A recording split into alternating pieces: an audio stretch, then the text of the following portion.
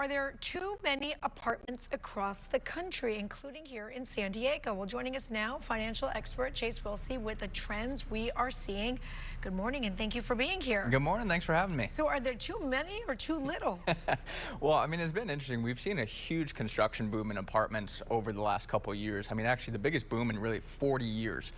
Over the last 2 years, we've seen 1.2 million apartments around there added to the country's database. So, I mean, there has been a huge supply come online. And next year, I mean, we are going to see a little bit of a slowdown in apartments coming online, but we're still looking for about 300,000 to 400,000 across the country, which is still a pretty substantial number. I'm shocked sometimes when I have friends who live in apartments and they say how much they pay for them every month. It's outrageous. It is outrageous. And I mean, the thing that you look at is, unfortunately, I'm looking at this and people are like, oh, rents are going down, right? Not really. I mean, the thing is, rents aren't growing as much as they were. If you look year over year, rents increased 0.8%. Now, that is, again, not a 10% decline or anything exciting about that. But the thing I look at is you shouldn't see the crazy rent acceleration that really occurred over the last few years. Over the last couple months, just to kind of narrow it in, we've actually seen month over month about 0.3% declines the last 2 months. We've seen three out of the last few months, we've seen huge declines over the last 15 years. I mean, it's been pretty crazy to see the amount of rent deceleration that we're seeing. If you are one who owns the apartment right now and you're renting it out, is this the time to sell?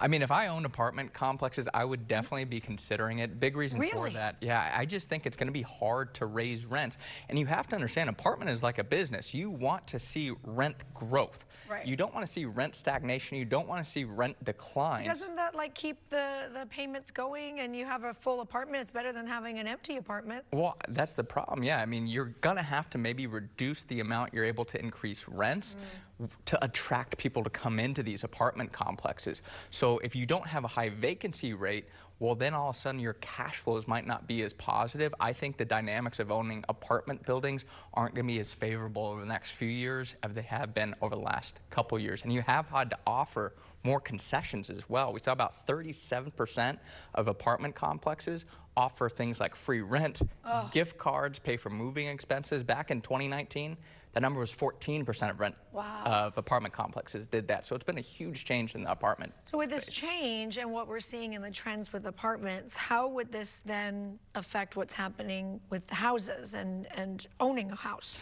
So, I mean, it's kind of a substitute, right? I mean, if you're able to now live in an apartment rather than living in a home, well, that could now hurt the rental market for single-family homes. And again, I want to be very clear. You're not going to see rents fall 10% or anything like that. But what that means is a slowdown in rent increases. So that makes the dynamics of maybe looking at saying, well, I can get an apartment for, let's say, $3,000 a month rather than rent a home for $4,000 a month. I think I'm going to do that. That then hurts the single-family housing market.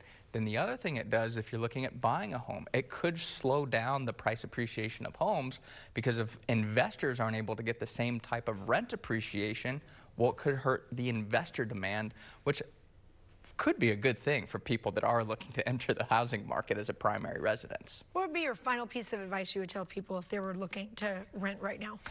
Final piece of advice, don't be afraid to negotiate. Don't be afraid to shop around. I think a lot of times people are, oh, okay, that's the deal, I'll take it. No, I mean, say, I talked to this other apartment complex and they're offering me free moving expenses. What can you do for me? Yeah. Don't be afraid to kind of ask and see what they're willing to offer because they want your business. They want you to sign that lease. Yeah, that's good advice. But you always have good advice. Chase Wilsey, we appreciate you being here. Thank you. Thanks for having me.